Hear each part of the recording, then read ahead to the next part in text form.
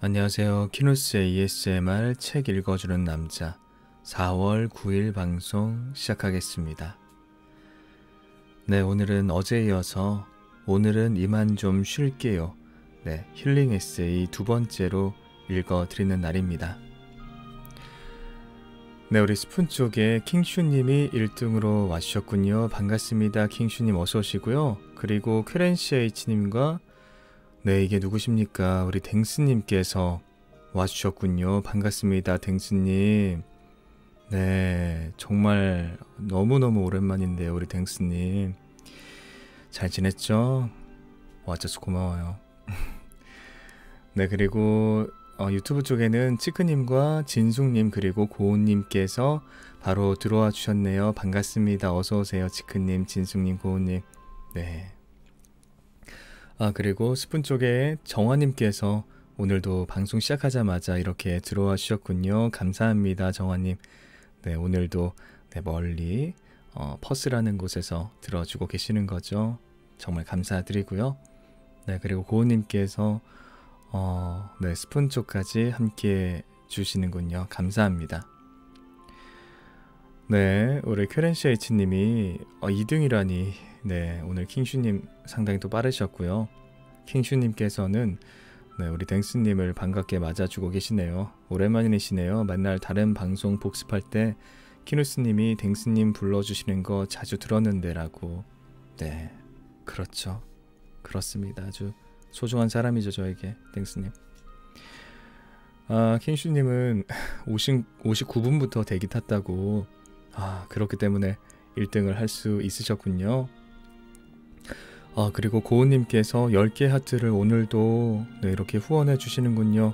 진심으로 감사합니다, 고은님.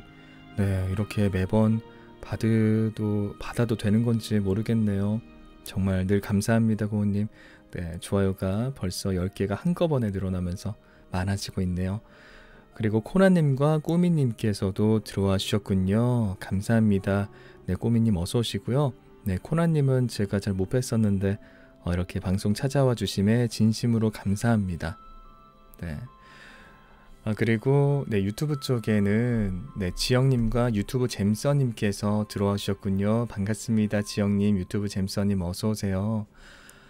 치크님이 오늘 너무 추웠어요 라고 하셨고요. 그쵸, 오늘 전국적으로 비가 많이 오는 가운데 날씨가 꽤 많이 추웠죠. 다들 옷 따뜻하게 입고 다니셨는지 잘 모르겠습니다. 그리고 지영님께서는 생방은 잘 못 듣지만 항상 잘 때마다 듣고 있어요 라고. 감사합니다, 지영님. 뭐 댓글로야 워낙 많이 뵈가지고 제가 그런 낯선 느낌이 전혀 없는데요. 늘 함께 해주심에 진심으로 감사합니다, 지영님. 그리고 네, 잼서님도 네, 며칠 만에 또 라이브에서 뵙는데요. 오늘 와주심에 감사합니다. 그리고 진숙님이 치크님 계신 곳도 비가 왔나 보군요. 감기 조심하세요 라고. 네, 보니까 전국적으로 다 비가 온 것 같더라고요.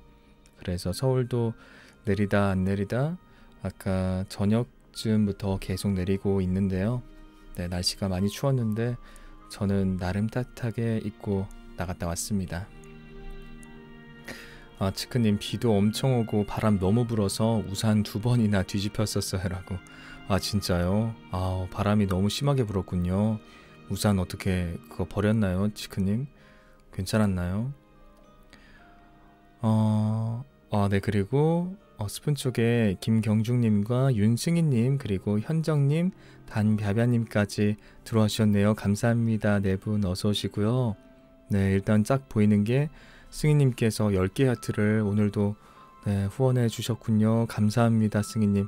네, 진심으로 감사합니다.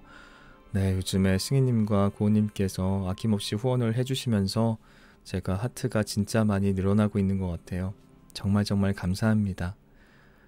네, 그리고 우리 댕스님, 큐렌CH님과 킹슈님이 네, 아는 척을 하고 계시죠. 워낙 유명 인사라서 그동안 너무 많이 안 와서 제가 좀 그런 느낌이 있었는데 오늘 와줘서 고맙습니다. 우리 댕스님. 꼬미님께서는 난 밤마다 키누스님 목소리 없음 잠 못 자요 라고. 감사합니다, 꼬미님. 네, 제가 항상 열심히 책 읽어 나가는데 간혹 이제 제가 너무 못 읽어서 수면을 방해하는 경우가 없진 않을지 걱정이 되지만 늘 함께 해주심에 진심으로 감사합니다. 그리고 박영자님과 치크님 들어와 주셨군요. 반갑습니다. 영자님 어서 오시고요. 요즘에 좋아요 엄청나게 많이 눌러주고 계신 거 제가 보고 있습니다. 감사하고요. 네, 그리고 팬 추가도 해주시면 정말 감사할 것 같아요. 영자님 정말 감사합니다. 그리고 치크님 스푼에서도 하이고요. 그리고 유튜브 쪽에는 유튜브 잼서님이 책 주문한 거 오늘 왔어요. 오늘 밤은 잠들 수 없어는 품절이라 못삼이라고. 어떤 책 주문하셨나요? 유튜브 잼서님. 네, 오늘 밤은 잠들 수 없어는 구하기가 조금 힘드실 거예요. 저도 일부러 따로 주문해서 구했던 책이라서 구하시기 좀 힘드실 텐데 네, 다른 책도 주문해 주셨군요. 네, 감사합니다. 출판사분들이 많이 들으셨으면 좋겠네요. 네, 그리고 랄프님께서 오늘도 와주셨군요. 반갑습니다. 랄프님. 네, 안녕하세요. 키누스님이라고 인사해 주셨군요. 감사합니다. 네, 오늘 하루 비 많이 오고 추웠는데 잘 보내고 오셨죠, 랄프님? 네, 고우님이 왔다 갔다 하시는데 지금 혹시 스푼 상태가 또 안 좋나요? 그리고 청초한 현지님께서 또 스푼 쪽으로 들어와 주셨군요. 감사합니다, 현지님. 네, 며칠 만에 또 뵙는 것 같은데 오늘 와주심에 정말 감사합니다. 크랜시아이치님께서는 비도 오고 보이스도 멋지고 좋은 밤요라고.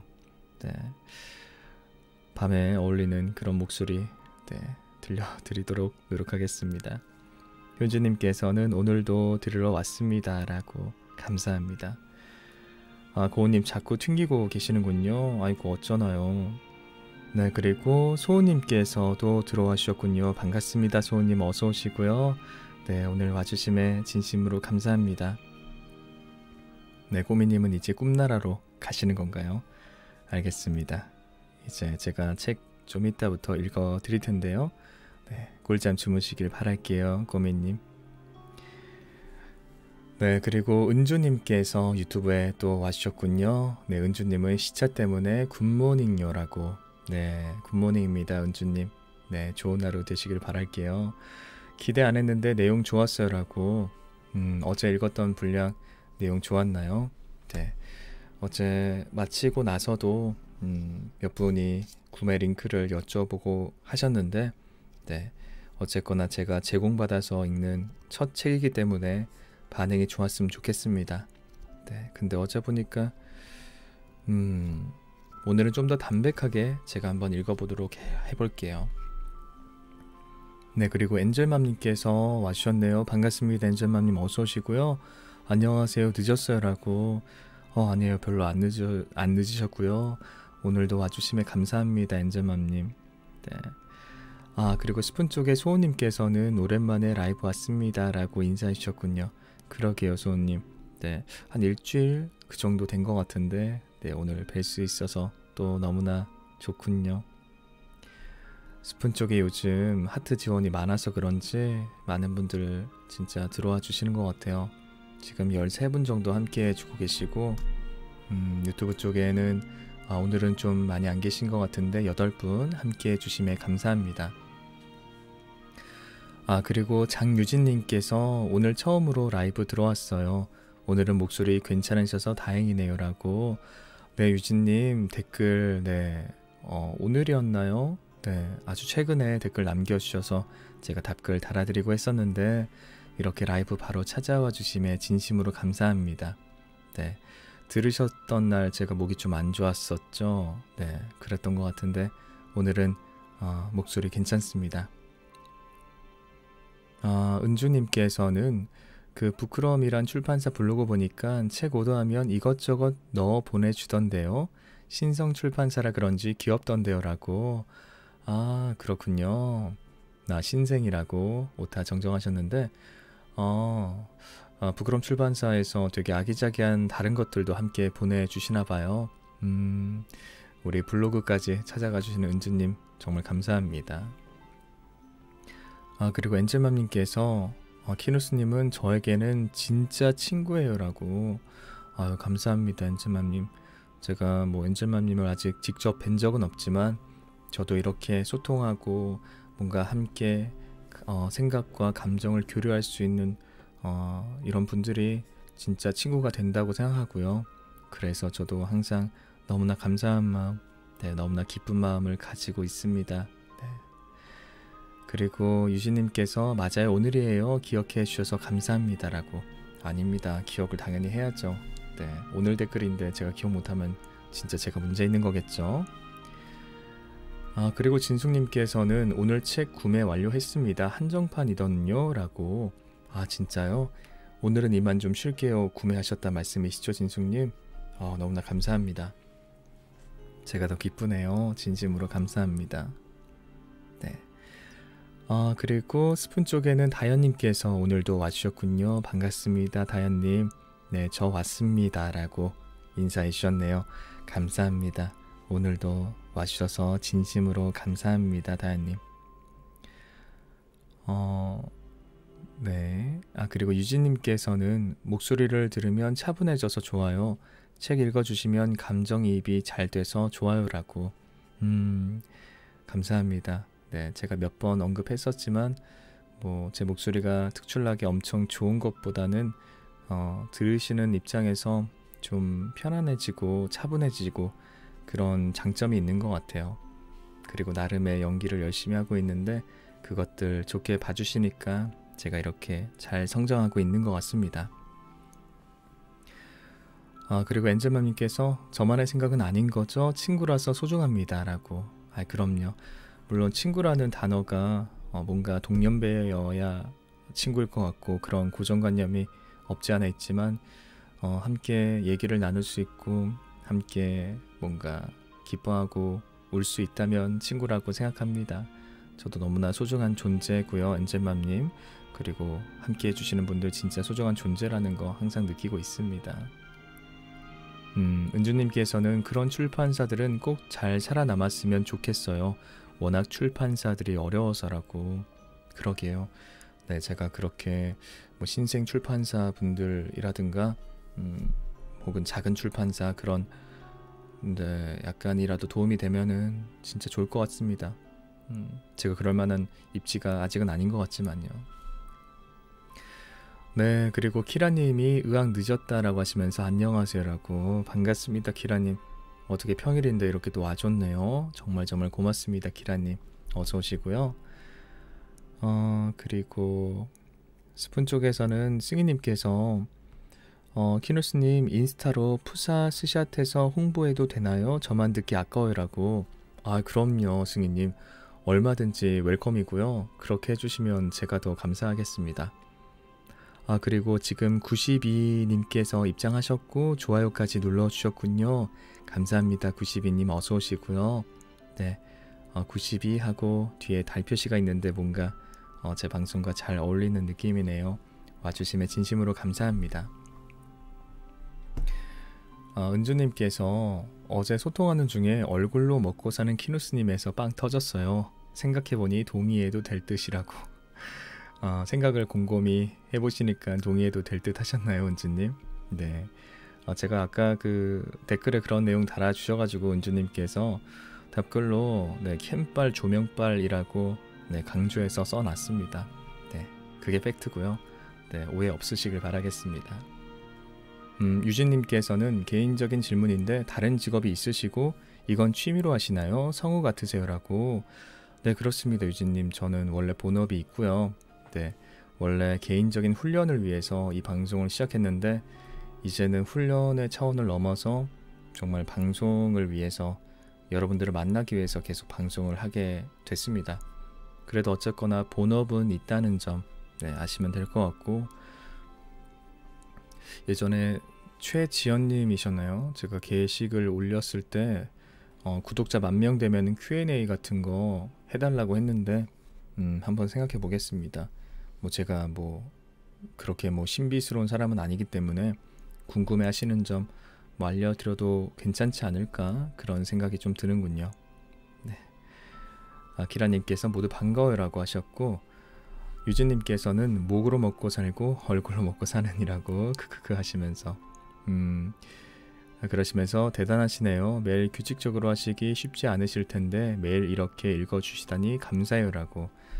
아니죠. 제가 그래도 휴방이 좀 많았어가지고 3월 같은 경우에는 이 정도 방송하는 거는 전혀 힘들지 않은 것 같습니다. 오히려 제가 감사한 부분이죠. 이렇게 많은 분들 함께 해주시는 게 제가 더 감사할 뿐입니다. 그리고 딸기 S님께서도 와주셨군요. 이제 공부 다 하고 집 가는 길에 들렀어요이라고. 그러셨군요. 딸기 S님. 얼른 집에 들어가셔야죠. 지금 비 오고 있죠. 우리 딸기 S님 계신 곳에도요. 비 맞지 말고 얼른 집에 얼른 들어가길 바라겠습니다. 딸기 S님. 키라님은 이번 주는 너무 바빠요. 수행평가나 시험이 4개나 있는 이라고. 그렇군요. 압박감이 심하겠네요. 키라님. 파이팅 하시고요. 그래도 그렇게 스트레스 받는 거 보니까 공부 열심히 하는 학생이군요. 아주 보기 좋습니다. 제 옛날 모습이 떠오르네요. 네. 네. 소통 시간이 16분이나 지나가고 있군요. 네. 정신없이 얘기하다 보니까 오늘도 시간이 많이 지나가고 있는데, 엔젤맘님이 구독자 10,000명 되면 넘나 라고 하시는 채팅까지 읽고 이제 책 읽어 나가도록 하겠습니다. 오늘 부끄럼 출판사에서 제공해 주신 손임찬 작가님의 오늘은 이만 좀 쉴게요 2부부터 읽어 드리겠습니다. 어제 1부가 상당히 길었는데요.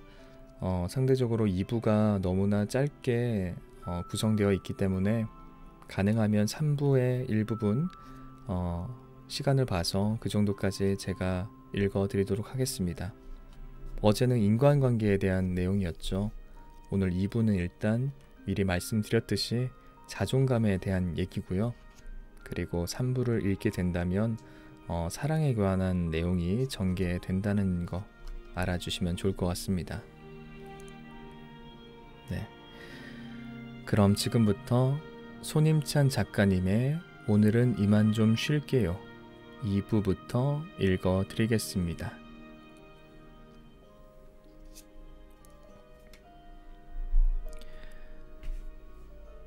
(2부) 자존감에 대한 엉터리 각본 고쳐쓰기. 우리는 혼자 있을 때 무수히 많은 생각을 한다. 연인과 있던 일부터 시작해서 학교에서 친구와 있었던 일들, 혹은 직장 동료와 보이지 않는 신경전까지, 가족 간의 갈등과 사회와 개인의 갈등들, 다양한 사건과 문제로 하루에도 수많은 고민을 한다. 그렇다고 여기서 한쪽으로 치우쳐지거나 편협한 사고를 가지는 것은 위험하다. 예컨대 사회의 구조나 환경의 어려움으로 인해 풀리지 않는 일, 그로 인해 실패했다고 해서 전부 나를 탓할 필요 없다. 반대로 나의 잘못이나 옳은 비판을 받았음에도 남 탓을 하면서 책임을 회피한다면 그것 또한 성숙해지는 길을 막는 행위가 될 것이다. 혼자 있는 시간은 나를 되돌아보는 시간이다. 옳고 그름을 결정하는 시간이고 복잡한 생각들을 정리하는 시간이다. 타인과의 관계도 중요하지만 나와의 관계는 훨씬 더 중요하다. 고독을 두려워하지 않았으면 한다. 누구나 홀로 있어야 할 시간이 필요하다.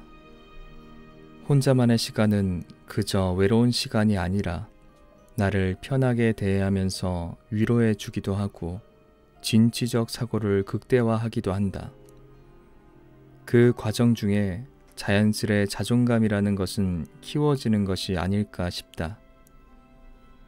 만약에 글로 위로가 되지 않고 생각 정리가 되지 않는다면 이 책을 덮고 자거나 놀러 가도 좋다. 그것이 당신의 자존감을 지키는 방법이라면 결코 말리지 않겠다. 다만 무언가를 바라보는 데 있어서 잘못된 선입견을 품고 있다면 이번 장에서 다루는 글이 당신의 복잡한 생각을 정리하는 데 작게나마 도움이 됐으면 한다.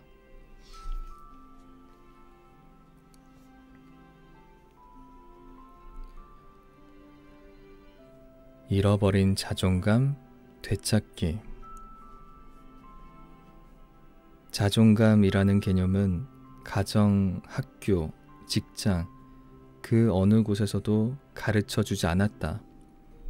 우리가 처한 현실, 그 환경에서 자존감을 지킬 수나 있던가.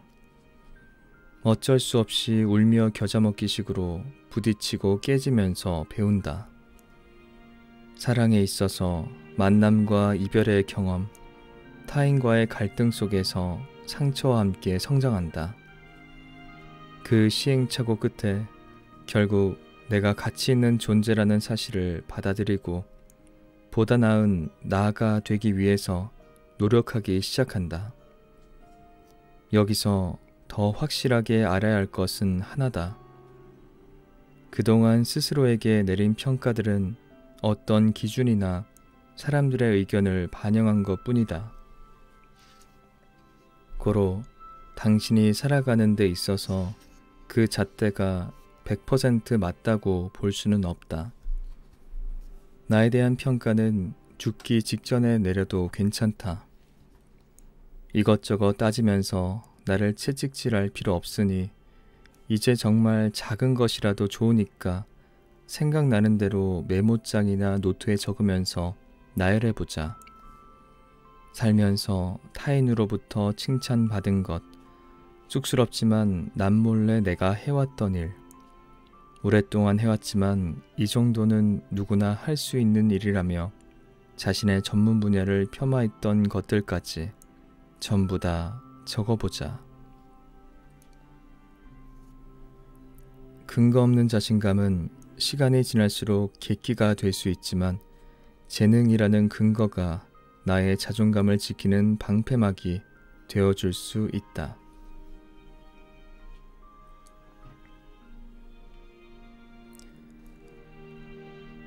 나를 망치는 잘못된 보상 심리. 스스로에게 적절히 보상을 내리면서 스트레스 해소, 성취감을 얻을 수 있다면 상관없지만 그 보상을 타인에게 바라기 시작하면 이야기는 달라진다. 내가 이렇게 노력했으니 뭔가 돌아오겠지. 누구나 거리가 가까울수록 정성을 다할수록 기대감이 커진다. 주는 것에서 만족하고 끝내지 못하면 내 기분이 상대방의 행동에 따라 결정되기 때문에 거기서 마음이 흔들릴 수밖에 없다.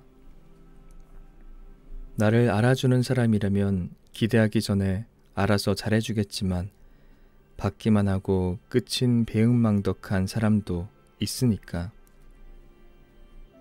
되도록이면 나를 알아주는 사람에게 감정 소모를 하고 스쳐가는 사람에게는 일회용으로 주는 것에서 끝냈으면 좋겠다. 당신의 진심은 받을 만한 사람이 받아야 마땅하니까.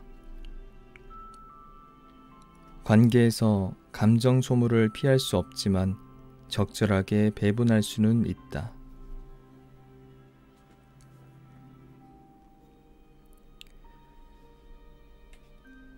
내 서툰 감정을 대하는 방법. 우리는 어릴 때부터 국어나 수학, 과학 같은 학문을 교과서를 통해 배운다. 그러면서 당연하듯 친구들과 사이좋게 지내야 한다고 선생님으로부터 배워왔다. 하지만 정작 중요한 인간관계나 친구들과의 갈등이 있으면 어떻게 해결해야 하는지, 내가 힘들 때 어떻게 다독이고 분노와 슬픔 같은 감정들을 어떻게 대해야 할지는 알려주지 않았다. 예를 들어 어느 심리학자는 질투하는 마음은 누구에게도 말할 수 없기 때문에 자신을 자책하는 지름길이 될 수 있다고 말한다. 그런데 이런 감정에 대한 해석은 우리 일상에서는 쉽게 접할 수 없을 뿐더러 책에서 찾아보거나 강연을 들어야 알 수 있다. 우리가 느끼는 감정들 대다수는 서툰 것이 당연하다. 서툴기 때문에 참을 수밖에 없었고 몰래 눈물을 흘릴 수밖에 없었을 것이다. 주체할 수 없는 감정을 하루 정도 날 잡아서 폭발시켜도 좋다. 당신만의 감정 쓰레기통, 노트를 가지고 그 안에 글로 쏟아내도 좋다. 아니면 당신의 이야기를 충분히 들어줄 수 있는 사람을 찾아가서 이야기해도 좋다. 먼저 그렇게 감정을 하나씩 표현하면 된다. 핵심은 쌓인 감정들을 푸는 데 있으니까 말이다. 그 다음 평소에 그 감정들을 다스리기 위한 노력을 해야 한다. 분노, 슬픔, 기쁨은 내가 소유하고 있는 수많은 감정 중 하나다. 그것들을 나 자체라 말할 수 없고 분리된 것으로 생각하는 것이 편하다. 때문에 잘 모르겠으면 부정적인 감정이 북받쳤을 때 드는 기분들을 종이나 메모장에 눈에 띄게 잘 적어보자. 그러면 보다 조금은 내 감정을 파악하는 데 도움이 된다. 기쁨, 행복, 짜증, 불행 등 느낀 감정들을 눈에 보이게 정리해 놓아도 기분이 풀리는 경우가 있다.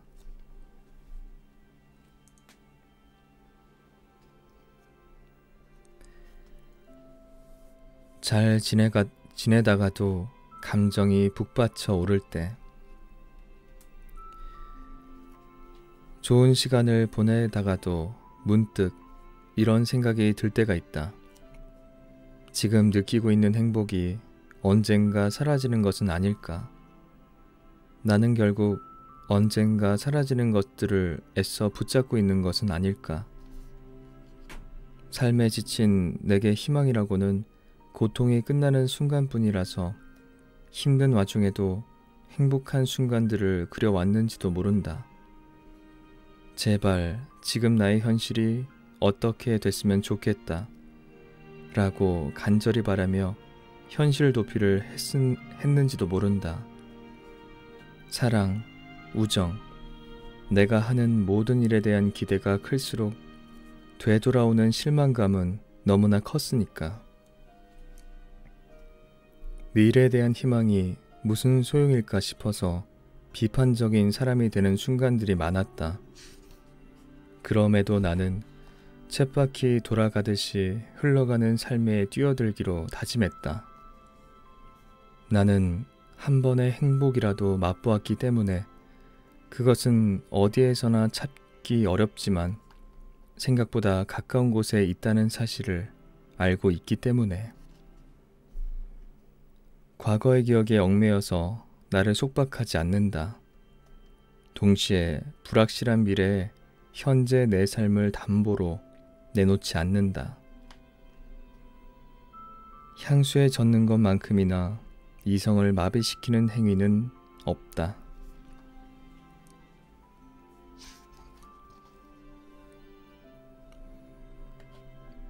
마음의 근육을 길러도. 다이어트를 결심하고 헬스를 등록한 후 운동하기 시작하면 하체부터 등까지 근육이 소리 지르지 않는 곳이 없다. 찢어지고 붓고 찢어지고 붓고 하다 보면 어느새 운동을 시작하기 전과 다른 모습을 볼 수 있다. 분명히 신체 능력은 발달되고 보기에도 아름다운 몸매를 가졌지만 총을 맞거나 벽돌로 맞는다면 분명히 크게 외상을 입을 것이다. 그리고 본인이 보기에 완벽한 몸매도 누군가로부터는 거부감을 살 수 있다. 단지 면역력이 향상돼서 건강해지고 이전과는 다른 모습으로 변화된 것 뿐이다. 좋은 방향으로 변화되어도 타인이 가지고 있는 취향에 100% 맞출 수 없다. 요새는 책이나 강연들을 보면 자존감과 관련 있는 내용을 주로 다룬다. 그 순간만큼은 위로를 받고 큰 용기를 얻어도 힘든 순간이 다가오면 순식간에 무너질 수 있는 것이 사람 마음이다.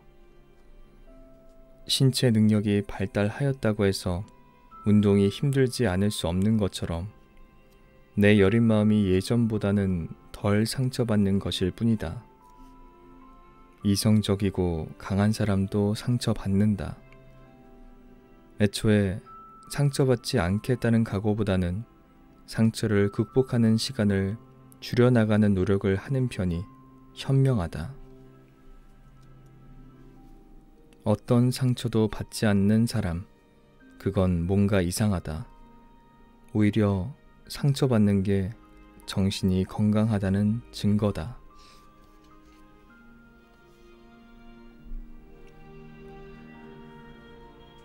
자존감이 낮은 사람과 높은 사람의 특징. 사실 그런 건 없다. 학술 용어처럼 굳이 사람에 대해서 나눌 필요가 없다는 생각이다. 인터넷에 떠돌아다니는 자존감 높은 사람의 7가지 특징 같은 글들은 너무나 추상적인 내용뿐이다. 전달하고자 하는 메시지가 명확하지 않으면 잘못 받아들이거나 그만큼 해석이 다양해진다. 또 잘못된 정보를 그대로 받아들이면서 그 틀 안에 나를 가둬버린다. 이는 그릇된 인식을 하게 되는 계기가 된다. 차라리 다음과 같이 간단한 테스트를 권하겠다. 당신은 쓸모없는 사람이야. 이 말을 보고 이 말을 듣고 어떤 기분이 드는가? 조금이라도 기분 나빴으면 이 주장은 영양가 없는 의견일 뿐이라고 생각할 것이다. 그 이유는 스스로 잘하고 있다고 실 한 가닥만큼이라도 믿기 때문이다.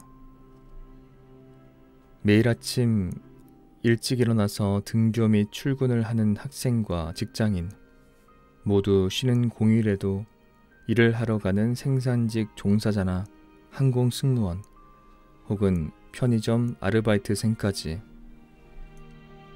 이미 자신의 위치에서 제 역할을 하는 사람들이다. 대학 등록금을 벌기 위해 아르바이트하는 취준생이 일하는 직장인을 보고 부러워할 필요 없다. 오히려 마음먹으면 언제든지 여행 떠날 준비가 되어 있는 학생들을 부러워하는 이도 있으니까 말이다. 인생이라는 마라톤을 달리는데 비교되고 만족하지 못하는 이유는 다른 사람의 마라톤 코스를 쳐다보기 때문이다. 어차피 자신의 갈 길을 가다 보면 그들의 코스하고는 멀어지기 마련이다. 나는 내가 걷는 길을 끝까지 완주할 생각만 하면 된다. 중간에 쉬었다 가도 되고, 어떨 때는 뛰어가도 되고, 천천히 걸어가도 된다. 누군가가 정해놓은 기준에 맞추거나 정보의 홍수 속에 빠져 사는 행위는 내 갈 길을 가는데 발목을 붙잡는 요소들일 뿐이다. 내 갈 길을 막는 잘못된 편견만 깨도 지금보다 빠르게 전진할 수 있다.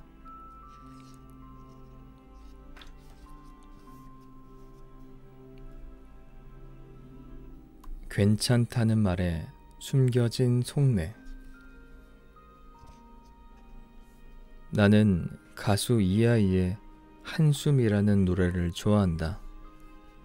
멜로디나 음색을 보는 것도 좋지만 나는 노래를 감상할 때 가사 위주로 보곤 한다. 잠깐 한숨이라는 노래의 가사 일부분을 공유하겠다. 누군가의 한숨, 그 무거운 숨을 내가 어떻게 헤아릴 수가 있을까요? 당신의 한숨, 그 깊이를 이해할 순 없겠지만 괜찮아요. 내가 안아줄게요. 이 노래의 뮤직비디오를 보면 가수 외에 출연하는 이들이 있는데 모두 우리 주변에서 볼 수 있는 평범한 사람들이다. 그들은 누군가의 귀한 자식이고 혹은 가장일 수 있다. 그들은 자신의 아픔을 숨기기 위해 가면을 쓰고 모두에게 괜찮다고 말해왔다. 실제로는 괜찮지 않으면서 아픔과 슬픔이 목 끝까지 차오르는 느낌을 알면서도 이를 속으로 삭힌다. 아마 이들의 마음을 아는 이는 없을 것이다. 괜찮아 라는 습관이 되어버렸기 때문에 혼자 있을 때 한숨을 통해 괜찮지 않음을 표현하는 것일지도 모른다. 그 사람들의 마음속은 이미 타들어갔다. 나는 힘내라는 말과 괜찮아 라는 말을 잘 쓰지 않는다. 기다려주고 들어주고 묻고 싶어도 참는다. 이야기하는 당사자는 타들어간 본인의 마음속 현장을 보여주기 싫어서 말 못하는 것일 수도 있으니까. 대신 나는 언젠가는 언제든지 당신을 안아줄 수 있어 라는 식의 자세를 취한다. 이는 보이지 않는 선을 지키되 언제든 이리로 와도 된다는 신호이기도 하다. 섣부른 판단과 충고는 금지다. 한국말은 끝까지 들어보라고 하지 않았던가. 그가 모든 말을 하기까지 어떤 형태로든 판단할 수 없다. 먼저 기다려주길 바란다. 진심을 꺼내기까지 내가 할 수 있는 말은 공감과 위로의 말들, 그리고 지친 당신에게 건넬 수 있는 한마디 말뿐이다. 무슨 일 있어요? 처음에는 충고의 반발심을 일으키다가도 언제부턴가 포기 단계에 이르게 된다. 공감과 위로는 포기한 이들의 마음을 일으켜 세우는 작업이기도 하다.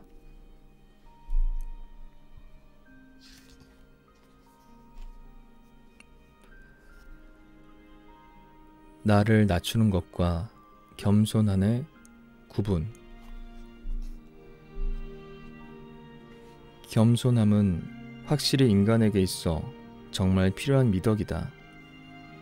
요즘 사회처럼 인성을 중요시하고 말 한마디도 신중하게 해야 할 때는 없었으니까. 그런데 저는 부족하지만 이라는 말을 습관적으로 하고 다니는 사람이 있다. 겸손은 자신을 낮추는 것과는 엄연히 다르다.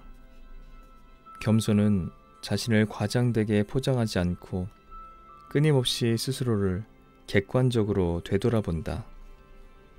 나와 남이 다를 수 있음을 인정하고 존중하는 마음가짐을 가지고 있다. 반면에 자신을 낮추는 자세는 말 그대로 자신의 가치를 깎아내리는 것을 말한다. 안 그래도 타인이 나에 대해서 평가하고 이렇다 저렇다 할 평가들을 내릴 텐데 미리 자존감을 깎아내리고 있다. 말 한마디가 소중하다는 것을 알면서 왜 자신을 스스로 낮추기 바쁜가? 랄프 waldo 에머슨의 말처럼 말이다. 사람은 누구나 자신이 하는 말에 의해서 자기 자신을 판단받게 된다. 원하든 원치 않든 말 한마디 한마디가 남 앞에 자신의 초상화를 그려놓는 셈이다. 사람은 쉽게 변하지 않는다. 하지만 말하는 습관 하나만 고쳐도 지금과는 전혀 다른 방향으로 나아갈 수 있다. 인생을 멀리 내다보고 조금씩 스스로에게 긍정적인 말을 하는 습관을 지녔으면 한다. 처음에는 우리가 습관을 만들지만 그 다음에는 습관이 우리를 만든다. 존 드라이든.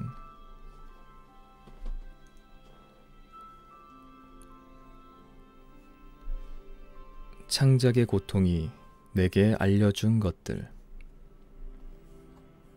나는 한 편의 글을 쓰고 나면 진이 빠진다. 창작의 고통에서 나오는 감정 소모가 얼마나 큰지 예술을 하는 사람들은 안다. 음악하는 친구나 사람 상대로 일하는 친구와 이야기를 주고받다 보면 자연스레 일 얘기를 하지 않게 된다. 오히려 그런 점이 좋아서 대화를 더 자주 하곤 하는데, 반대로 아직 덜 친하거나 어색한 사람과는 글에 관한 이야기를 주고받는다. 아니면 마음에도 없는 관심사나 최신 영화 얘기를 한다거나 괜히 페이스북에서 본 것들을 언급하면서 대화를 맞춰 나가려 한다. 창작은 쉬었다 하거나 잠시 내려놓으면 그만이지만 사람 간의 대화는 쉴 틈이 없다. 연락이 소홀해지면 관계가 끊어지는 건 시간 문제다. 그래서 내버려 두기로 했다. 3시간, 6시간, 12시간 답장을 미룬다고 해서 끊어질 관계라면 크게 신경 쓸 필요 없다. 의미 없이 문자 자판기를 두드리는 시간에 차라도 한 잔 마시거나 동네 한 바퀴를 도는 편이 일에 대한 스트레스를 덜어내는 방법이 된다. 게임을 하거나 드라마, 만화 정주행도 좋지만 그것들에 몰입되다 보면 감정 소모가 이만저만이 아니다. 한번 시작하면 끝을 보는 성격이라 잘 하지 않는 방법이기도 하다.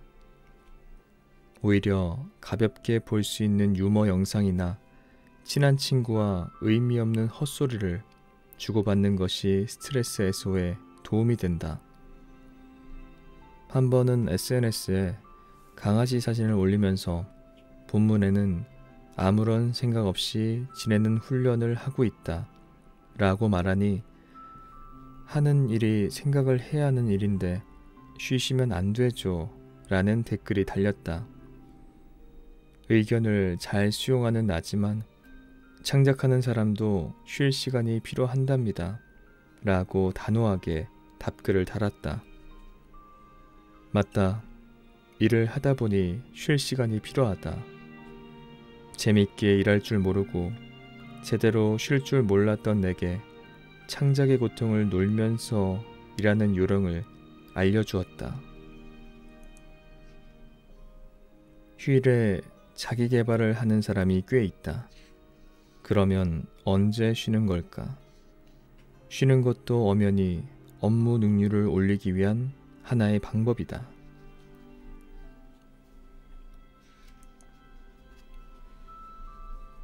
참기만 하면 병든다.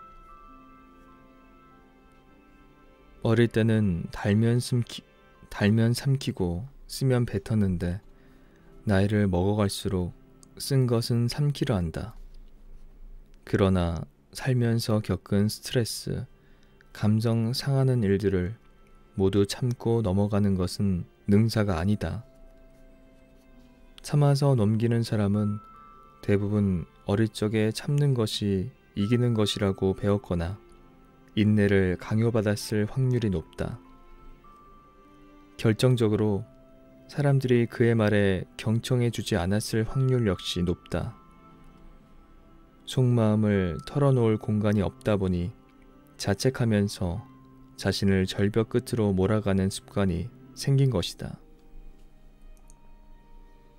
자신에게 엄격해지면서 나중에 스스로가 극복했다고 말하지만 실은 아픔을 마음속에 담아두고 외면하고 있던 것에 불과하다. 나를 인정하고 받아들이는 것은 솔직한 것이지 나약한 것이 아니다. 내 모습을 있는 그대로 받아들인다는 것은 용기가 없으면 불가능한 일이며, 그 용기는 자신의 장점을 인정하고 약점 또한 받아들일 줄 아는 사람으로 만들어준다. 나를 인정하면 할 수 있는 일에는 적극적인 자세를 취할 수 있고, 못하는 부분은 다른 사람의 도움을 받을 줄 알게 된다. 무엇이든 하다 보면 아니다 싶을 때가 있다. 그때 오는 촉은 대부분 틀리지 않는다. 시대가 빠르게 흐르는 만큼 자신의 성향에 관한 판단도 빠르게 내려야 한다.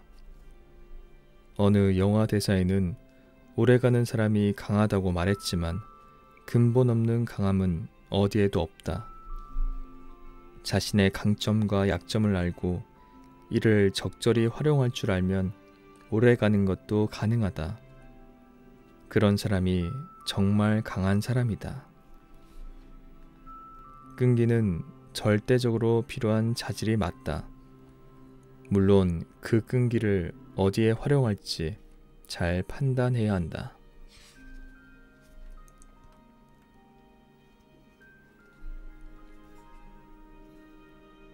감정의 혼란 속에서 나다움 유지하기. 어떤 날에는 나를 보면 제정신이 아닐 때가 있다. 사람을 대할 때 마음에 걸리면서도 어쩔 수 없이 이중적인 모습을 보여주곤 한다. 좋을 때는 좋지만 어느새 상대에게 화를 내는 모습. 낮에는 괜찮지만 밤만 되면 우는 습관이 생겼다. 이런 모습을 차마 누구에게 보일 수 없어서 책을 찾아보곤 했다. 자기계발 도서에서는 감정을 다스리라 말한다. 인스타그램에 떠다니는 긍정적인 글귀에는 그저 괜찮다고 말한다. 누군가는 걱정하지 말라며 나를 격려해준다. 지인의 말과 그를 믿는 건 자유지만 기대감이 클수록 돌아오는 상처들은 모두 나의 몫이었다.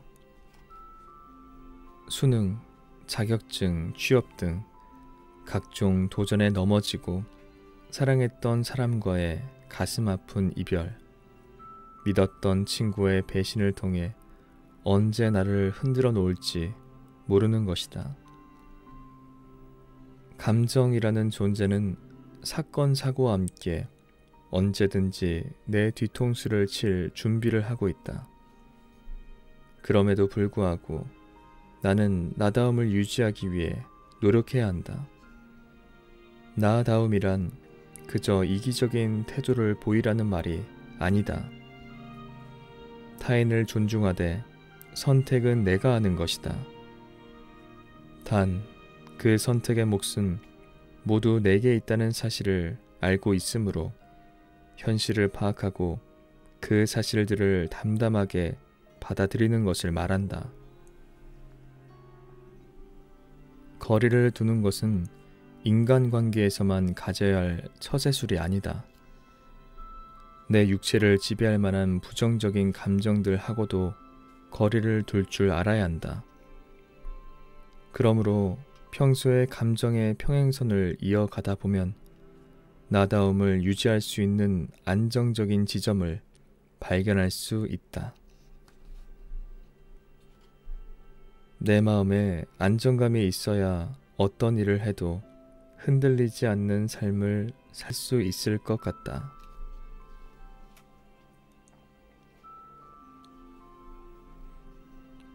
힘내 라는 말에 반응하지 않아도 된다.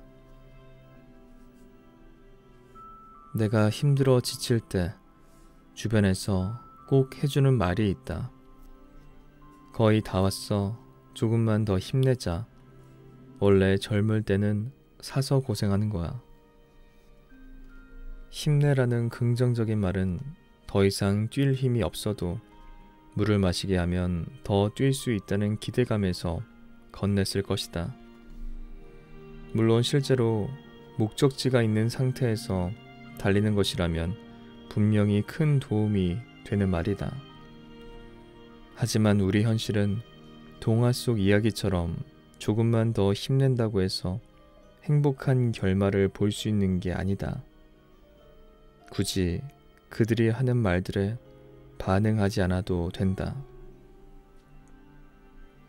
조언해 주는 건 자유지만 그 말대로 하는 것도 내 자유니까. 괜찮아? 라고 물으면 대부분의 답은 괜찮아로 이어진다. 차라리 지금 기분은 어때? 라고 묻는 편이 낫다.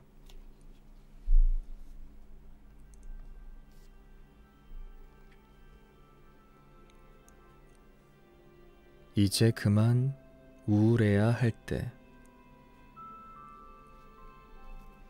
어느 정도 사회적 위치가 있거나 어려움을 극복한 사람, 혹은 그 환경에서 벗어난 사람들은 타인의 어려움을 들으면 그저 긍정적으로 살아야 한다고 타이른다. 그럼에도 해낼 수 있어. 너는 충분한 가능성을 가지고 있으니까. 확실히 누가 들어도 그럴싸한 이야기다. 그런데 내가 지금 당장 힘들어하는 것들이 모두 부정당하고 있는 듯한 불쾌한 기분이 드는 것은 어쩔 수 없다. 아니, 배터리를 교체하면 끊임없이 움직이는 기계라도 되라는 것처럼 최면을 거는 듯한 말들이 지겨운 것일지도 모른다. 나는 고민 상담을 할 때 우울하면 그 늪에 빠져 있다가 나와도 된다고 말한다. 내 감정이 상한 것은 어쩔 수 없으니까. 이미 상처를 받아버렸으니까. 우울함을 받아들이고 인정하는 것은 잘못된 것이 아니라고 말한다. 세상이 만들어 놓은 극복을 위한 과정, 굳이 그 과정에 맞출 필요는 없다. 당장 친구가 힘들어하거나 아는 동생이 도움을 요청했을 때 스스로는 괜찮은 척하면서 위로의 말을 건넨다. 타인에게는 천사가 따로 없는데 나 자신에게는 혹독한 트레이너다. 사소한 실수라도 하면 나를 못난 사람으로 생각하고 완벽하게 살지 못했다고 하면서 자책한다. 그럴싸한 동기부여가 마음에 와닿지 않으면서 일으킬 수 없는 상태에 있는 자신을 혹사시킨다. 서툰 감정 저자, 심리학자 일자 샌드는 다음과 같이 자신을 위로하는 방법을 소개했다. 읽어본 후 자신만의 방식 또는 글로 풀어냈으면 좋겠다. 당신 스스로 자신의 완벽한 부모가 되라. 나는 힘들고 고통스러울 때 나 자신에게 이렇게 말한다.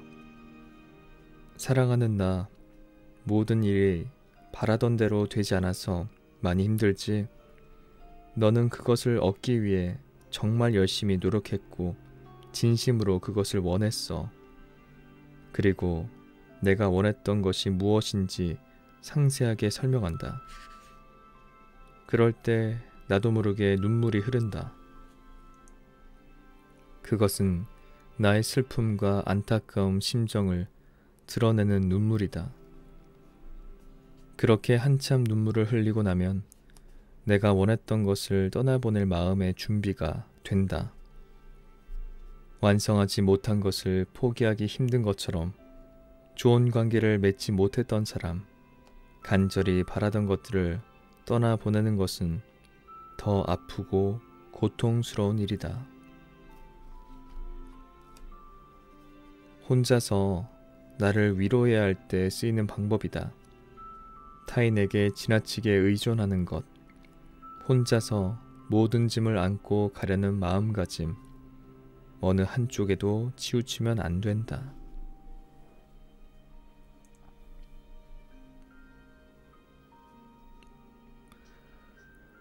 무너지기 전에 알았으면 좋았을 것들.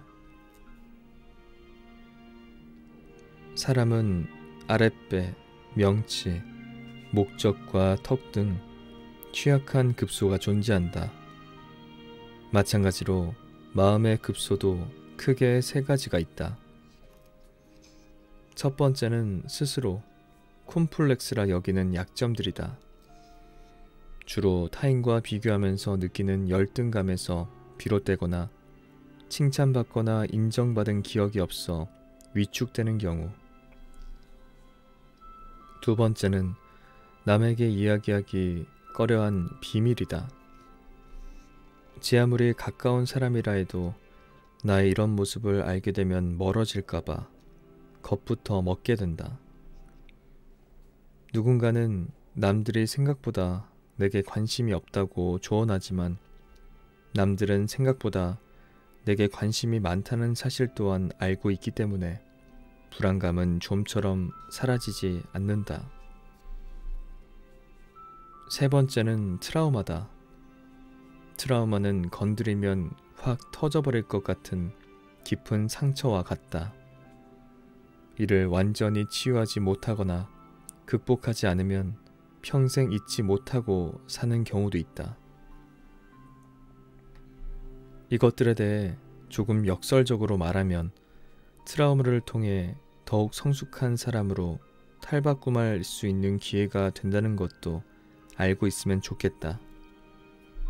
마찬가지로 콤플렉스라 여기는 약점 또한 보는 관점에 따라 강점으로 바라볼 수도 있다. 성격은 장단점이 있을 뿐이지 약점이라고 단정 지을 필요가 없다는 것이다. 마지막으로 남에게 이야기하지 못하는 비밀은 진정한 친구 가리는 방법, 가짜를 거르는 계기는 반드시 온다 라는 생각을 할 필요가 없는 친구라면 이야기해도 괜찮지 않을까. 예전에는 기쁨은 나누면 배가 되고 슬픔은 나누면 반이 된다고 하지만 이제는 그 반대다. 나는 상대를 존중해도 상대가 그렇지 않으면 자신을 지키는 처세술 하나 정도는 갖춰야 한다.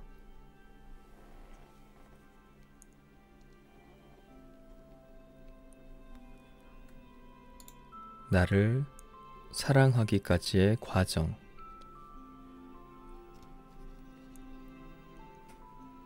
로맨스 영화를 잘 보지 않는 편인 내가 최근에 유독 마음속에 잔잔하게 남은 영화가 있다. 미비 포유라는 영화인데 원작도 궁금해서 원작 소설도 바로 구매할 정도로 이 영화는 내게 깊은 여운을 남겨주었다. 내용만 봐서는 그렇게 달달하지도 웃기지도 않았지만 남자 주인공이 가지고 있는 생각에 꽤 몰입했다. 남자 주인공 윌은 너무나 잘 나가는 사람이었고 사랑하는 애인이 있었다. 무엇보다 자신의 삶을 사랑했다. 하지만 비가 오는 날에 사고를 당하는 바람에 전신마비 환자가 되었다. 그런 윌의 모습을 받아들일 수 없었던 애인은 그를 떠났고 그는 혼자가 되었다.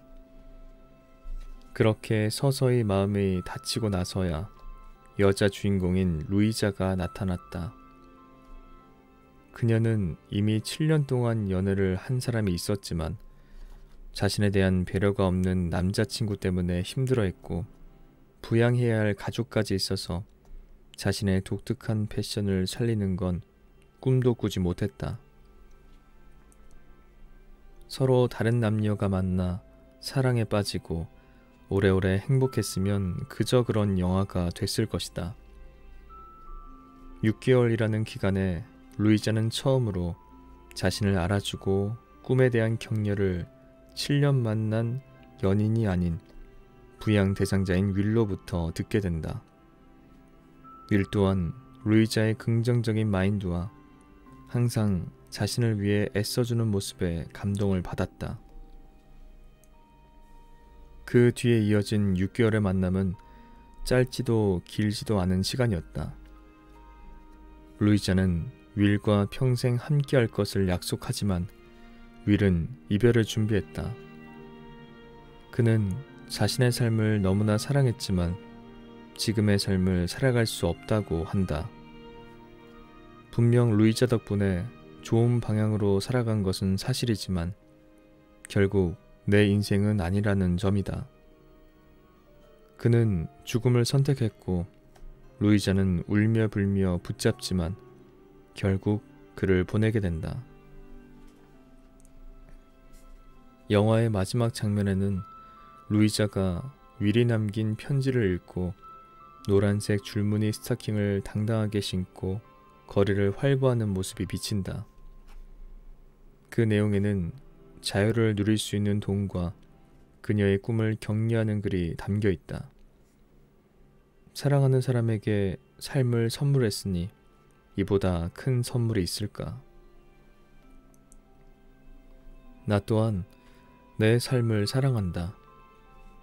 출발선은 남들보다 뒤처져 있을지언정 지금은 내 글을 읽어주는 독자분들이 있는 정도니까. 내 감정, 생각들을 표현하는 게 너무 좋다. 그 성향 덕분에 글을 쓰고 있고 음악과 같은 예술을 좋아한다. 보통 내 나이 또래 남자들은 시계나 외제차 혹은 패션에 관심이 많아서 돈을 모으면 그것들을 사는 것으로 알고 있다.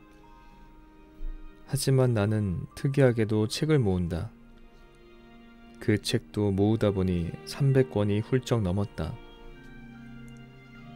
40살까지는 나만의 저택과 도서관을 세우고 싶다. 설령 이루어지지 않아도 상상하는 것만으로도 사고방식이 긍정적으로 변한다. 미래 행복을 그려나갈 수 있는 상상력은 현재 삶의 만족감에서 오는 것이라 믿는다. 그런데 만약에 내가 글을 쓸 수도 어떤 표현조차 할 수 없다면 그건 상상할 수 없다. 정말 끔찍하다. 그렇기 때문에 윌의 선택을 이해한다. 그는 기적적으로 사랑하는 사람을 만났다. 적어도 원래 상태보다는 좋아졌다. 하지만 마지막에 생을 마감하는 쪽으로 선택한 것을 보면 누군가가 채워주는 사랑은 결국 한계가 있음을 명시한다. 내게 주는 사랑의 절반, 상대에게 주는 사랑의 절반만큼만 배분해도 연애 방식은 달라지지 않을까 생각해본다. 그것도 결코 쉬운 일이 아니지만.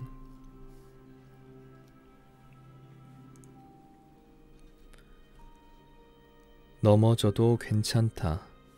결국에는 잘 될 테니. 정신없이 뛰다 보면 누구나 넘어지기 마련이다. 그러니 지나친 근심은 넣어두기 바란다. 그것으로 인해 인생의 승부는 결정되지 않으니까. 100m 달리기와 달리 인생의 승부는 마라톤과 같아서 여기서 끝났다고 판단하기에는 너무 이르다. 실패를 마치 예상한 것처럼 받아들이면 원치 않는 결과가 나와도 조금은 담담해질 수 있다. 실패해도 된다. 그 실패를 통해 성공의 값어치는 비약적으로 상승할 것이다. 만약에 일어설 수 없을 것 같다면 넘어진 자리에서 슬픔의 눈물을 모두 쏟아내고 가도 된다. 단, 한 가지만 약속하자. 훗날에 지금 흘리는 눈물을 절대 우습게 보지 않겠다고 말이다.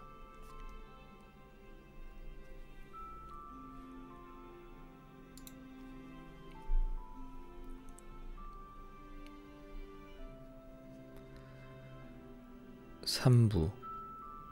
눈물과 후회의 사랑이 나를 성숙하게 한다.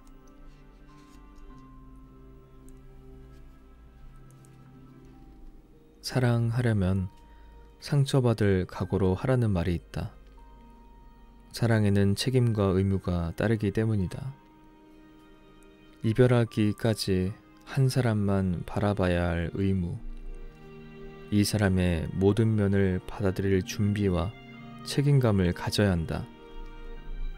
콩깍지가 벗겨진다는 말은 어찌 보면 보이지 않던 단점이 보이기 시작했다는 뜻으로 해석할 수 있다. 권태기가 온다는 말도 당신의 좋지 못한 점 때문에 힘들다 라는 신호일 수도 있다. 결국 사랑은 상대방의 있는 모습 그대로 상대를 바라보는 것이 사랑이라 말할 수 있다. 그렇지 않고 상대를 기계처럼 내 마음대로 뜯어고치려 든다면 그 마음가짐부터 첫 단추를 잘못 낀 셈이다. 사람은 고쳐 쓰는 게 아니니까 이를 기본적으로 깔고 서로 사랑을 지키기 위해 노력해야 한다. 그것 말고는 달리 할 수 있는 말이 없다. 대한민국을 살아가는 어느 평범한 20대 청년이 건네는 평범하면서도 뼈아픈 이야기. 이 이야기들을 밑거름 삼아 당신이 추구하는 사랑을 그 사람과 만들어 나가는 데 있어 작게나마 도움이 됐으면 하는 바람이다.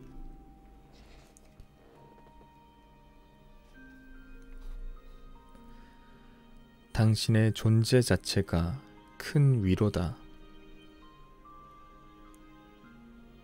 평소에 인스타그램에서 DM 괄호 열고 다이렉트 메시지 괄호 닫고 DM으로 고민 상담을 받고 있는데 대부분의 사람들이 자신이 힘들어하는 일, 가정사, 연애 문제, 진로 문제 등 다양한 고민을 털어놓는다. 그 중에서도 가장 기억에 남는 고민이 있었다. 바로 소중한 사람에게 해줄 수 있는 말이 형식적인 위로밖에 없어서 속상하다는 여성분이다. 그리고 큰 결심을 한 듯이 말했다. 도움이 될 만한 위로, 내 사람에게 정말 도움이 될 수 있는 위로를 해주고 싶어요. 물질적인 것도 좋으니 내가 할 수 있는 일이라면 내 사람에게 도움이 되고 싶어요. 그래, 진심이 묻어있고 헌신적인 모습에 감동하여 나 또한 진심을 담아 답변했다. 여성분의 그 마음 하나만으로 남성분은 큰 위로가 됐을 것입니다. 그 마음이 얼마나 소중한 것인지 서로 알고 있을지 모르겠네요. 주는 사람은 그 마음이 변치 않고 끝까지 가져갔으면 하고, 받는 사람은 감사했던 그 마음을 끝까지 가져갔으면 해요. 그래도 방법을 물어보셨으니 한 가지 알려드리자면 함께 글을 공유하는 것은 어떨까요? 글은 말로 다하지 못했던 속마음을 꺼낼 수 있고 무엇보다 두고두고 꺼내서 읽어볼 수 있으니까요. 글 쓰는 것이 어렵다면 에세이나 따뜻한 위로의 한 줄들을 보고 느낀 점을 공유해 보세요. 같은 온도의 글을 봐도 분명히 와 닿는 느낌은 다를 거예요. 만약에 남성분이 위로의 글을 보아도 마음이 차갑다면 여성분만의 따뜻한 글로 남성분의 마음을 안아주세요. 꼭 할 수 있습니다. 때로는 위대한 멘토나 스승이 해주는 100마디 말보다 사랑하는 사람에게 듣는 따뜻한 한마디가 마음에 와 닿는 법이다.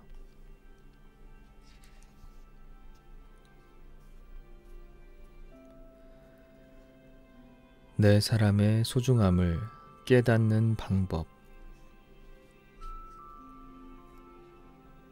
약속 장소에 도착하고 수많은 사람 가운데서 서로를 알아보는 것. 다양한 감정들이 오가는 카페에서 서로의 얼굴을 마주보면서 나누던 대화. 정신없는 세상이지만 카톡으로 조용히 주고받은 둘만의 이야기. 반복되는 만남에 익숙해지고 소중한 것을 잃어버린 순간부터 권태는 시작된다. 익숙한 것이 가득한 일상에 기념일 이벤트처럼 특별한 것만을 찾다 보면 지치기 마련이다. 그러니 평소에 긴장감을 가지고 여러 관점에서 바라보는 습관을 지녔으면 좋겠다.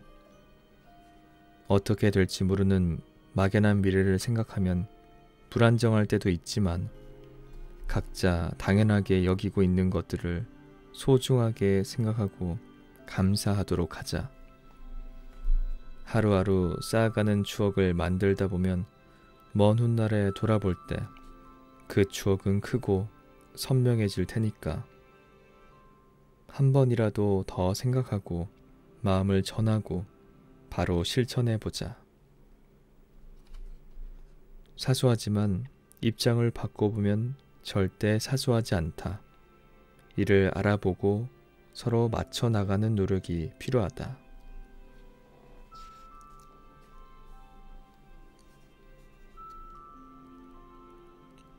서운함과 짝사랑. 이해는 하는데 서운한 건 어쩔 수 없다 라는 말을 하거나 들을 때가 있을 것이다. 특히 사랑하는 관계에서는 더욱 그 감정을 숨길 수 없다. 사랑을 주고받는 게 목적이니까. 진심 어린 사랑을 바라는 건 어쩔 수 없는 일이다. 너무 사랑하기 때문에 서운함을 감출 수 없다. 탓하는 것도 몰아세우는 것도 아니다. 그저 서운해서 당신이 보기에 사소해 보이는 일로 어린애처럼 삐치는 모습을 보여주는 것이다. 자연스레 갑과 을이 정해지고 아쉬운 쪽이 매달리는 연인 관계에 있어서는 안 될 서열 관계가 형성된다. 그 모습이 꼭 혼자서 사랑하는 것처럼 보인다. 전전긍긍하는 건 내 몫이고 몰라주는 내 마음을 입으로 직접 말하는 부끄러움도 내 몫이다. 그렇게 수치심을 느낀다면 그만 매달리면 되지 않느냐고 생각할 수 있다. 하지만 이건 정말 최후의 수단이다. 짝사랑하는 듯한 이 마음마저 내려놓아야겠다고 느끼는 순간에 이 서운함은 멈추겠지. 서운함과 짝사랑의 공통점은 혼자서 쌓여가는 슬픈 감정 덩어리를 안고 있다는 점이다.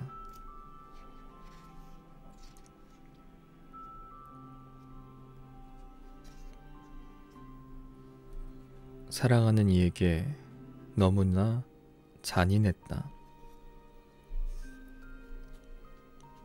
평소에 서로 없으면 죽을 것처럼 사랑하다가도 막상 갈등이 부딪히면 돌이킬 수 없는 돌발 행동을 하곤 한다.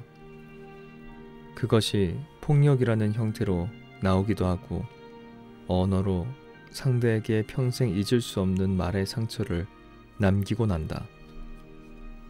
나는 어릴 적에 사랑받은 느낌이 없어서 사랑을 받는 게 어떤 느낌인지 잘 몰랐다. 사랑을 제대로 받아본 적이 없으니 다른 사람에게 사랑을 나눠주는 법을 알았겠는가. 내 생애 첫사랑을 만나기 전까지는 사랑이란 개념은 상상 속의 동물과도 같았다. 하지만 내 입에서 그 사람이 소중한 사람이라는 말이 나올 줄 몰랐고 예쁘다는 말을 다정하게 하리라고는 생각 못했다. 문제는 다가갈 용기만 있었지 담아낼 수 있는 그릇은 되지 않았다는 점이다. 상대의 있는 모습을 그대로 받아들이기란 쉽지 않은 일임을 그때서야 알았다. 마치 사랑이라는 마라톤 경기에서 처음부터 전속력으로 달려간 느낌이다. 한 번은 크게 다툰 적이 있는데 그녀를 혼자 두고 온 적이 있다.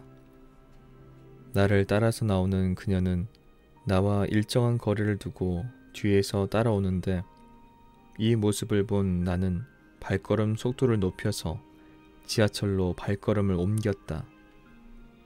그때 그녀의 모습은 비 맞은 강아지 같았고 도저히 안아주며 미안하다고 말할 수 있는 용기가 나지 않았다.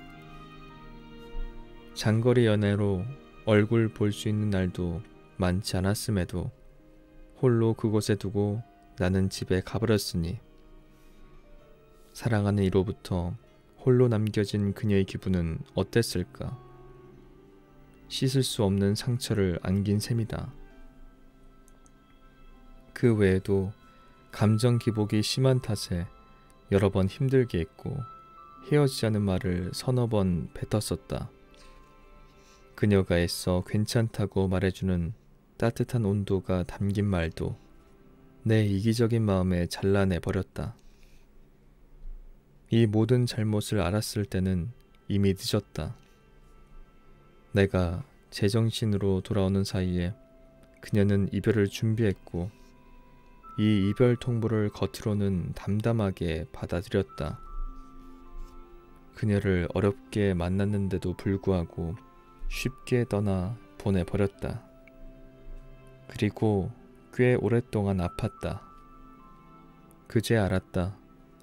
그녀는 나와 만나고 있을 때 몇 배는 더 아프고 힘들어 했다는 사실을. 최선을 다하지 못한 사람은 꼭 나중에 후회한다.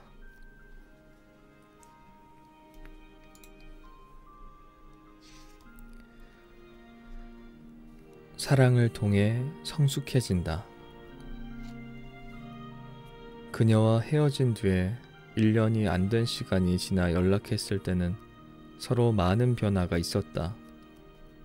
그리고 그녀는 나를 신경 쓰느라 자신을 챙기지 못했다. 사랑을 할 때 상대에게 헌신하는 타입이다. 그 이유는 한 가정의 장녀, 아마 그녀에게 거는 가족들의 기대감 또한 한몫했으리라. 그랬던 그녀가 자신을 잘 챙길 줄 알게 되었고 가고 싶었던 대학에 당당히 합격했다. 나는 지키지도 못하는 말을 쉽게 내뱉었고 용기 있게 뛰어들 줄 알지만 대책이 없는 그런 사람이었다. 감정 기복이 너무나 심했고 자신감이 부족했다. 그랬던 내가 잘하는 일을 발견한 뒤에는 쉽게 무너질 일이 없었다. 이전이 근거 없는 자신감이었다면 이제는 근거 있는 자신감을 가졌기 때문이지 않을까 싶다. 매일 글을 쓰는 습관을 지니다 보니 감정 기복이 줄어들었고 상황을 좀 더 객관적으로 바라볼 수 있게 되었다. 말에는 책임이 따른다는 사실을 알기에 항상 말을 아낀다. 무엇보다 한결같이 사랑하려고 노력하는 마음을 가지게 됐다. 물론 고지고대로 사람이 변할 수는 없다. 그저 더 나은 사람이 될 수 있었음에 감사해야 할 것이다. 조지 엘리어는 이별의 아픔 속에서만 사랑의 깊이를 알게 된다 라고 말했다. 그녀와의 만남을 통해 나는 한 단계 더 성숙해졌다. 가슴 아픈 사랑, 그 기억은 누구에게나 있으리라 생각한다. 다른 사람은 그 기억을 어떻게 둘지 모르겠지만 나는 이제 그 과거들을 조용히 기억 속에 묻어두기로 했다. 사랑을 통해 얻는 경험이라는 전리품은 그 무엇과도 바꿀 수 없는 가치 있는 것이다.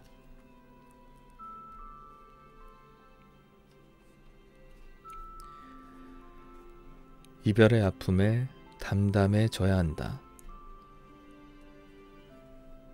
그 누구도 사랑하는데 이별을 생각하고 시작하지 않는다. 인생의 먼 길을 함께 가다 보니 맞지 않아서 등을 돌리고 각자의 길을 가게 되는 것뿐이다. 함께 왔던 길을 되돌아가도 이미 그 사람은 없고 추억은 이미 반으로 찢어져서 주워 담을 수도 없다. 상대에게 준 상처를 되돌릴 수 없고 더 배려하지 못한 것, 최선을 다해서 사랑하지 못한 것, 치명적인 실수를 모두 지울 수 없다.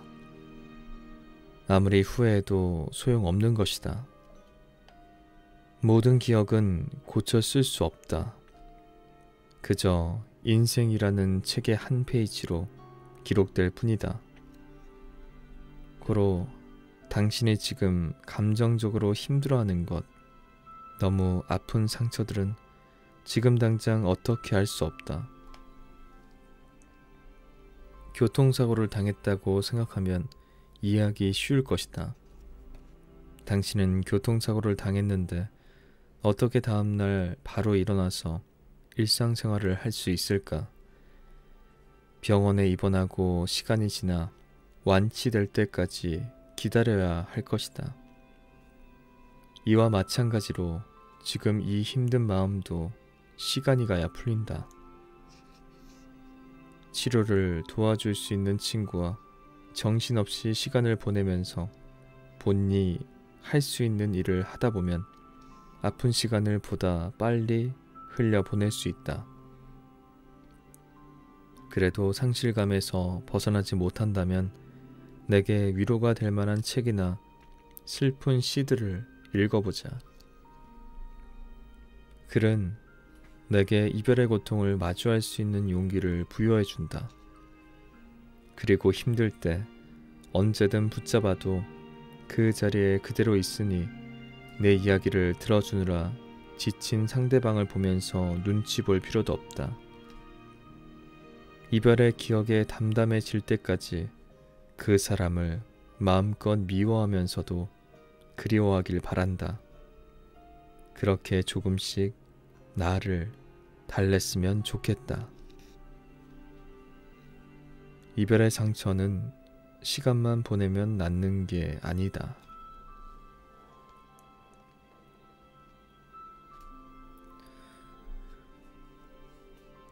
내 아픔은 누가 보상해 주나요? 한번 바깥으로 잘못 뱉은 말, 사랑하는 사람으로부터 받은 상처는 쉽게 사라지지 않는다. 한번 깨진 접시는 원래 상태로 복구할 수 없고 컵 안에 든 물을 한번 쏟으면 그대로 주워 담을 수 없다. 사과하고 다시 잘해보겠다고 한들 전과가 있기 때문에 이미 색안경을 끼고 상대를 바라보는 건 어쩔 수 없다. 좋은 것들은 모두 입맛대로 골라놓고 조금만 힘들면 상대에게 푸대접하는 모습을 보면서 느낀다. 사랑에 내재되어 있는 책임에 대해 모르고 있음을. 내 아픔은 누구도 보상해주지 않기 때문에 감정 낭비를 하지 않기로 했다. 상실감은 모두 내 몫이기 때문에 담담하게 살다 보면 보상받을 날이 올 것이며 진심으로 사랑해도 될 날이 오겠지. 그 보상해주는 대상이 나와 같은 과정을 거치고 성숙해진 당신이었으면 좋겠다. 먼 훗날에 만나는 사람이 당신이었으면.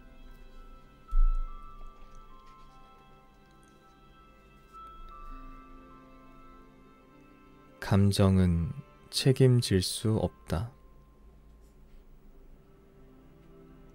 정말 사랑했다가도 미워하게 되는 원인은 감정 문제다. 니체는 사람은 행동을 약속할 수는 있지만 감정은 약속할 수 없다 라고 말했다. 감정의 가면을 쓰고 얼마든지 외식을 보일 수 있으므로 행동에 옮기는 건 마음이 없어도 얼마든지 가능하다.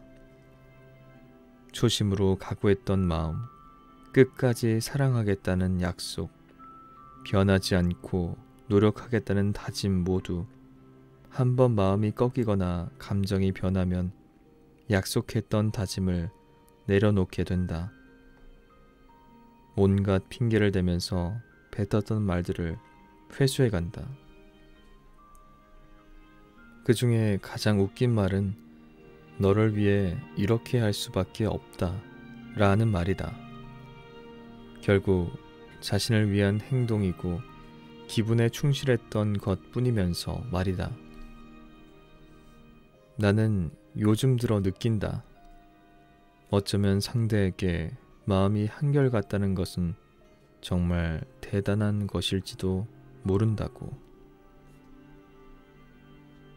이별을 통해 당신의 해왔던 사랑이 틀렸다고 자책할 필요 없다. 단지 어긋난 것 뿐이다.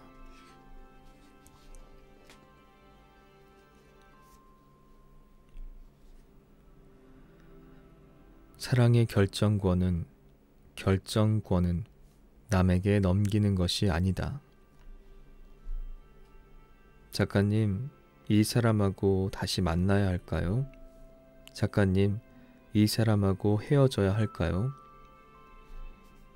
솔직히 말하면 이와 같은 질문을 받을 때마다 한숨이 나온다.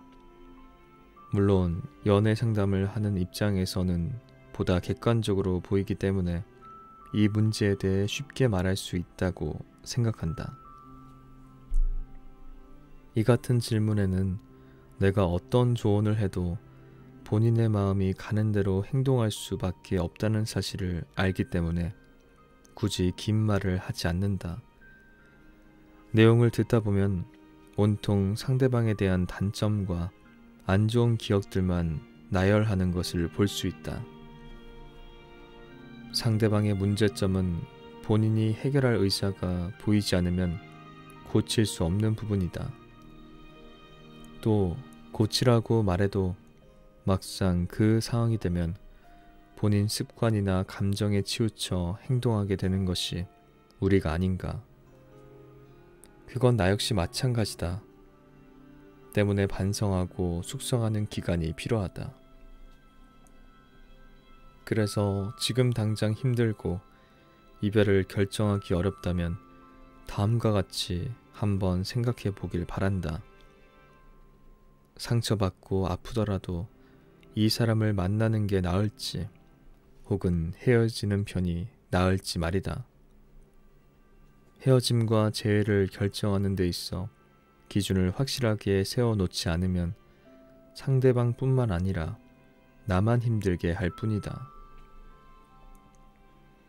예를 들면 다른 이성과의 바람은 절대 용납하지 않는 것과 같이 넘지 말아야 할 선이라는 게 있는 것이다. 애인이 그 선을 잘못 밟았을 때 타일러주고 정정할 수 있으면 함께 나아갈 수 있지만 그게 아니면 서로 엇갈린 길로 갈 수밖에 없다. 재회도 마찬가지로 과거에 받은 상처로 인해 만남이 두렵다고 하는 사람이 있지만 그게 아니라 앞으로 받을 상처가 두렵기 때문에 선뜻 만나기가 꺼려지는 것이다. 하지만 어쩔 수 없다. 이를 생각하지 않고 좋은 것만 바라보고 만나기에는 이미 받은 상처들이 있으니 알고 만나는 수밖에 없다. 어떤 상황에 부닥쳐 있든지 간에 이 사람에게 최선을 다했는지 자신을 스스로 되돌아보고 정말 할 수 있는 선까지 해보길 바란다. 그럼 자연스레 결론은 나오지 않을까 생각한다. 남에게 묻는 습관을 지니는 건 별로 좋지 않다. 스스로에게 던지는 거라면 모를까.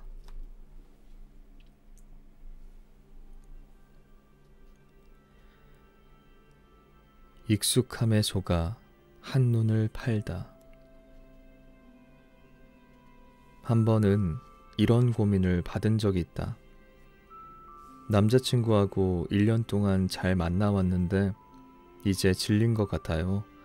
간섭받지 않고 밤에 자유롭게 놀러 다니고 싶어요. 그런데 다른 사람을 만나자니 이런 안정감을 주는 사람이 없을 것 같고. 그녀가 말한 안정감이란 아마 외로움을 느낄 틈이 없었기 때문에 그렇게 표현했을 것이다.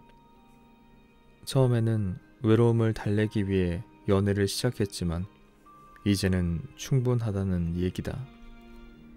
SNS 팔로워도 꽤 되니까 댓글에도 그녀를 찾는 이들이 많았다. 외로움을 달래기에 충분했을 것이다. 종종 주변에서도 사랑해도 외롭다고 말하는 이들이 있다. 그는 자신이 상대방과 사랑하는지, 자기 욕심을 충족시키기 위해 만남을 이어가는지도 모르고 지내고 있을 것이다. 철학자 알랭 바디오는 사람들은 진짜 사랑을 하고 있지 않다 라고 지적하면서 사랑은 둘만의 경험, 둘이 등장하는 무대라고 표현했다. 이 말은 우리로 하여금 연애를 하는 데 있어 상대에게 얼마나 집중하고 있는지 묻고 있다. 그리고 어느 누가 말했다. 사랑은 자신이 해야 할 것을 다하고 여유가 생겼을 때 하는 것이 아니라고 말이다. 이미 곁에 있다는 이유만으로 소중함을 망각한다면 다른 생각이 드는 것은 당연한 현상이 아닐까. 사랑하는 데 있어 익숙함에 속아 소중함을 잃는 것이 가장 큰 형벌이다.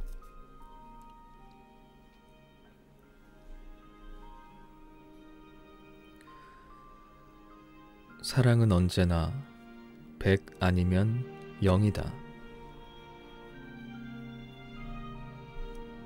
상상은 언제나 실체를 초월한다. 꿈꿨던 만남이 현실이 되느냐, 아니면 마음대로 되지 않아 서로 상처를 받느냐니까. R=VD의 공식은 꿈에 달성하기 위한 수단이다. 단 꿈꾸는 사람에게 기회가 주어져야 꿈을 현실로 만들 수 있다. 손바닥이 서로 마주쳐야 소리가 나듯 사랑 역시 서로 오래도록 지키고 싶다는 간절함이 만나야 끝까지 사랑을 지킨다. 권태기를 극복한 오래된 연인의 특징이 있다.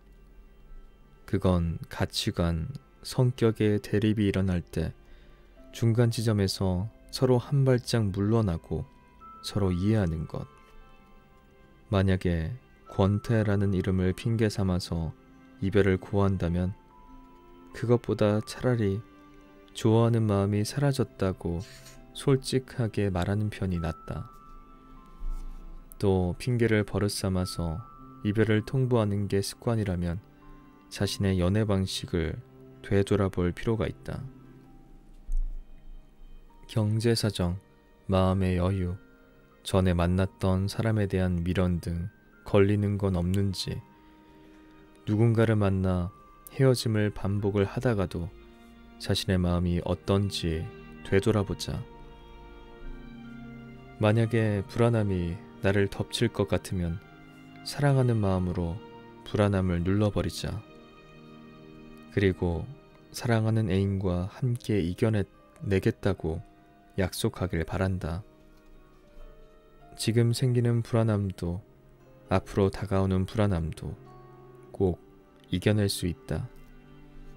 최선을 다해 사랑한다는 말은 어려움도 함께 극복하자 라는 마음가짐이라 믿는다.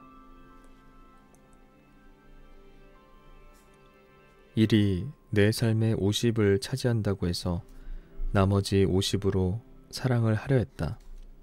그것은 어리석은 생각이었다. 사랑은 언제나 100으로 하는 것. 그리하여 내 삶의 지평이 150으로 넓어지는 것이야말로 사랑의 기적이 아닐는지. 30의 연애 중에서.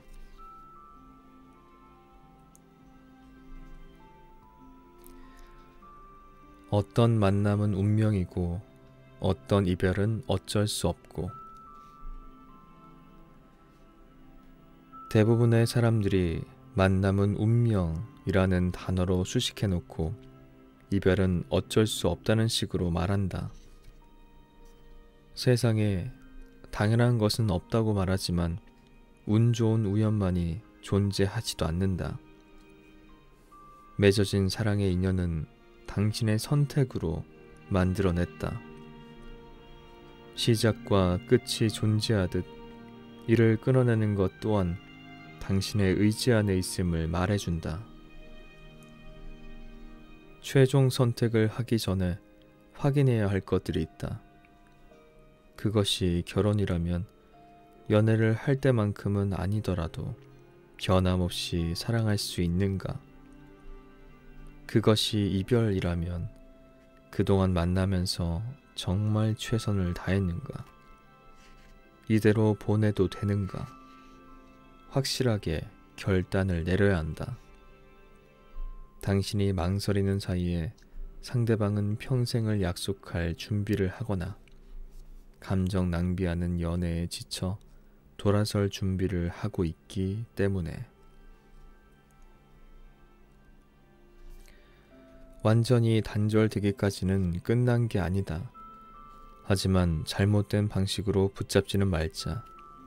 그건 상대방에게 폭력이자 위협이니까.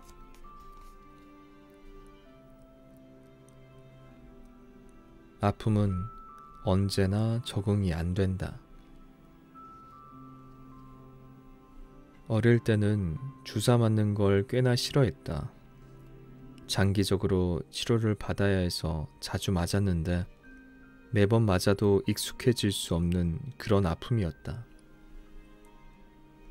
지금도 건강 문제 때문에 한의원에 다니며 몇 개월째 침을 맞고 있지만 느낌이 비슷하다. 아픔은 아무리 힘을 빼도 어떻게 해도 덜어내기란 쉽지 않다는 것을 알았다. 다양한 사람들의 이야기나 감정 소모하는 이야기를 적으며 나 또한 직접 겪어보지만 거기서 오는 아픔들에는 언제나 적응이 안 된다. 기대를 내려놓거나 보상 심리를 갖지 않으려고 해도 정이라는 건 쉽게 떼어낼 수 없다. 1000번은 흔들려야 어른이 되고 성숙해지는 것들이 뭐가 그리도 중요한지. 아픈 건 아픈 거다. 다른 말이 없다. 그걸 표현하는 것도 눈치를 봐야 하는 현실이 서글플 뿐이다. 끝나지 않을 눈치 싸움. 연애를 글로 배운 결과. 나는 사랑에 관한 글을 자주 올리지 않는 편이다. 사랑이 어렵고 누군가에게 조언할 수 있을 정도로 잘하고 있다고 생각을 하지 않지만 고민 상담을 받는 처지인지라 어쩔 수 없이 사랑과 관련된 상담을 해야 할 때가 많다. 특히 상대방이 자신과 너무 맞지 않아 특정 행동을 지적하거나 단점에 대해 어떻게 반응을 하면 좋을지를 모르겠다고 한다. 더 안타까운 점은 내 글에는 대부분 상대의 반응에 따라서 어떻게 대처하면 좋을지에 대한 방법이 나와 있다. 고민 상담을 요청하는 사람 중에는 내 글에 서로를 태그해 놓고도 상담 요청이 올 때가 있다. 그럴 때마다 역시 연애는 글로 배울 수 있는 게 아니구나 싶은 생각이 든다. SNS 속 연애 페이지에서 보이는 오래 연애하는 방법과 같은 글이 있으면 상대를 태그해서 이렇게 저렇게 하자고 짧게 말한다. 그렇게 해놓고 바로 지역 맛집이나 여행 페이지를 보고 여기도 가자고 또 상대방을 태그한다. 관계의 친밀도, 공감대 형성을 위해서 그러는 건 좋다. 만나서 즐겁게 놀고 서로 주말에 휴식을 만끽하는 것도 좋다. 다 좋지만 연애를 잘하는 법과 같은 글을 읽었으면 거기서 당장 실행에 옮겨야 할 것들은 무엇인지 대화를 했으면 한다. 예를 들어 상대방이 사소한 일로 서운한 순간이라는 게시글에 태그했으면 댓글로 아 정말 미안해 유유 라고 말하고 끝내는 것보다 당장 전화하거나 다음 만남에 시간을 잡고 진지하게 대화를 해서 풀어야 한다는 것이다. SNS로 좋은 데이트 장소, 좋은 글들이 많아지고 소통하기 편해졌다고 해서 사랑의 무게감을 가볍게 생각해서는 안 된다. 서로의 다름을 인정하기 위한 방법은 첫째도 대화, 둘째도 대화, 셋째도 대화다. 대화를 회피하는 사람은 스스로를 평화주의자라고 포장하지만 난 그 모습이 겁쟁이로밖에 보이지 않는다.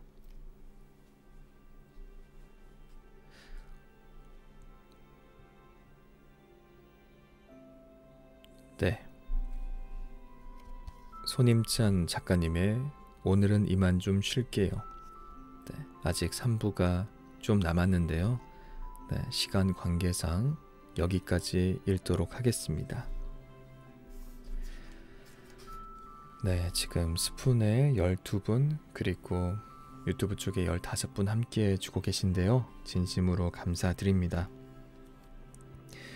네, 치크님과 댕스님이 엄지척 표시와 박수 표시 해주셨군요. 네, 우리 댕스님 박수 표시 오랜만에 보는데 고맙고요. 지금 스푼 쪽에 현정님과 승희님, 인영님, 네, 지영이님 오셨군요. 그리고 단벼벼님, 경중님, 다현님과 네, 우왕군님께서도 함께 해주고 계신데요. 네, 그리고 댕스님과 꼬미님과 효은지님까지 감사합니다.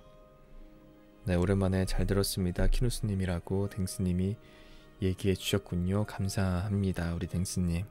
네, 자주 진짜 좀 봤으면 좋겠네요. 진심입니다. 아, 그리고 지금 강현님께서 남기셨는데 저는 에세이는 별로 좋아하지 않아 안 들으니 잠을 못 자고 있어요. 다른 건 대부분 들었는데 다시 들으며 자야겠어요 라고. 아, 그러셨군요. 강현님. 에세이 안 들으시기 때문에 별로 읽지 않으시기 때문에 오늘 방송도 처음에 안 들어오셨군요. 네, 그렇다면은 제가 읽었던 소설 중에 다른 것도 들으시면서 네, 들으셨던 거 들으시면서 꿀잠 얼른 주무시길 바라겠습니다. 강현님. 잠 안 오신다고 하니까 마음이 좀 안 좋네요. 얼른 꿀잠 주무시길 바랄게요. 네, 그리고 고은님께서 오늘 방송 잘 들었습니다. 스푼은 자꾸 튕겨서 유튜브에서 들었네요 라고. 그렇군요. 네, 스푼이 상대방에 따라서 사람마다 뭔가 좀 환경이 다른가 봐요.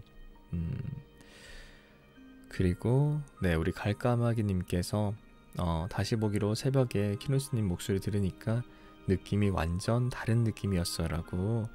아, 그러셨군요. 갈까마귀님. 네, 시차 때문에 항상 뭐 낮이나 이럴 때 들으시다가 새벽에 들으니까 느낌이 좀 다르셨나요? 아무래도 낮에 듣기에는 너무 차분하고 에너지가 없는 느낌이겠죠.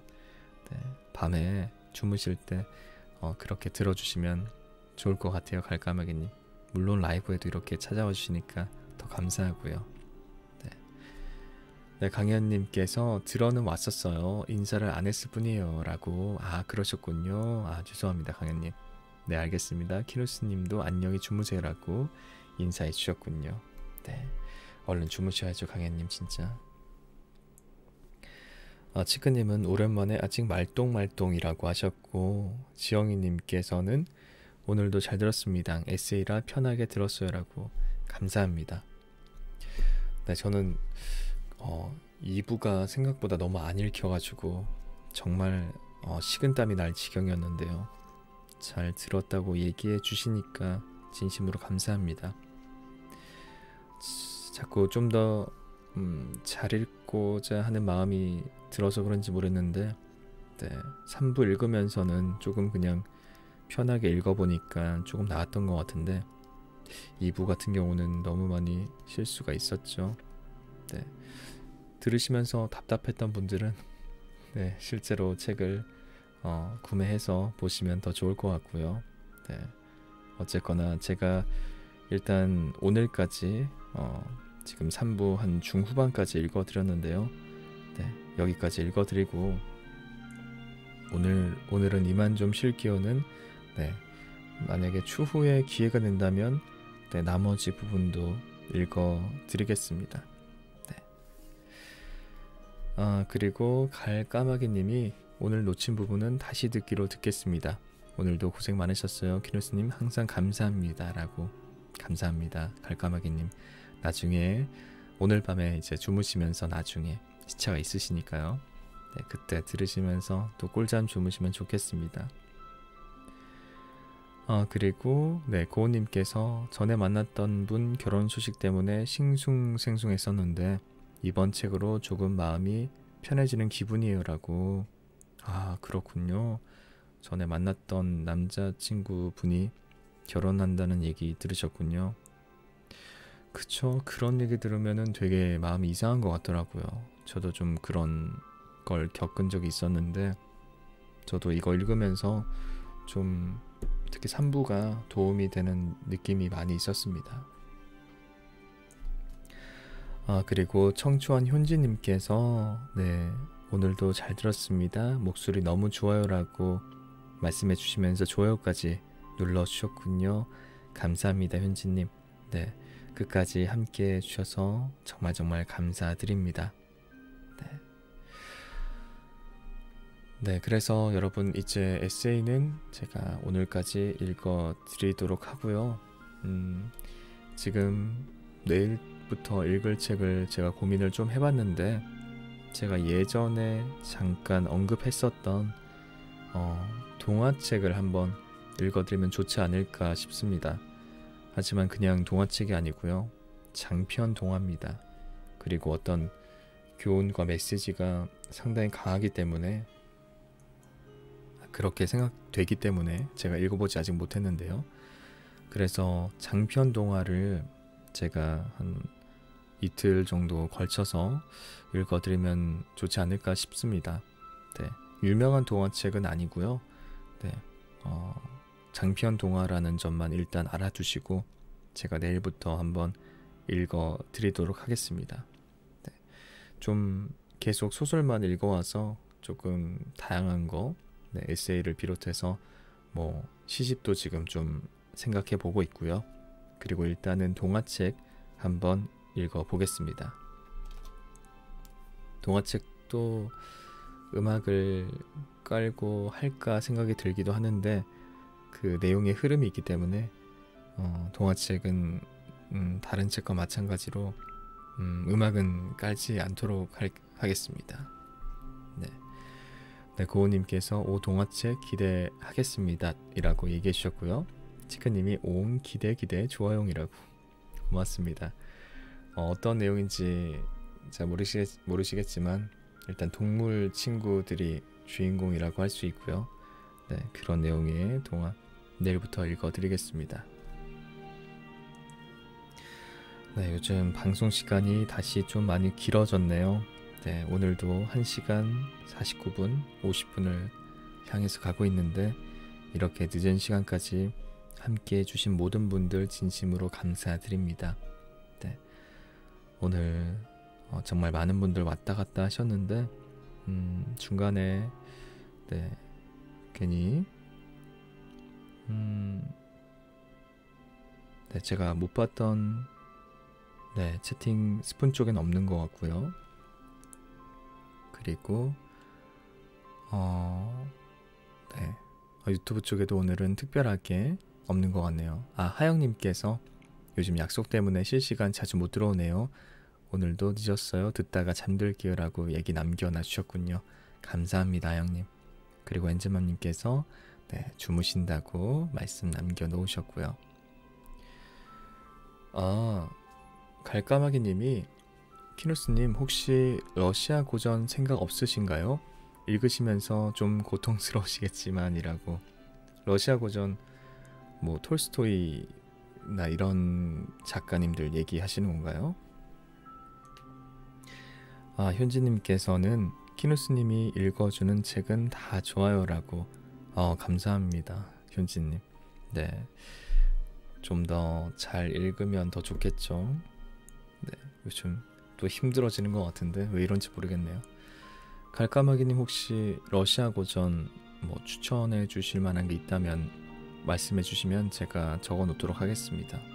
네, 제가 톨스토이라고 얘기했는데 러시아 분이 아니신가요 혹시? 제가 좀 상식이 부족해가지고. 네. 도스토옙스키 이런 작가님도 러시아 분이신가요?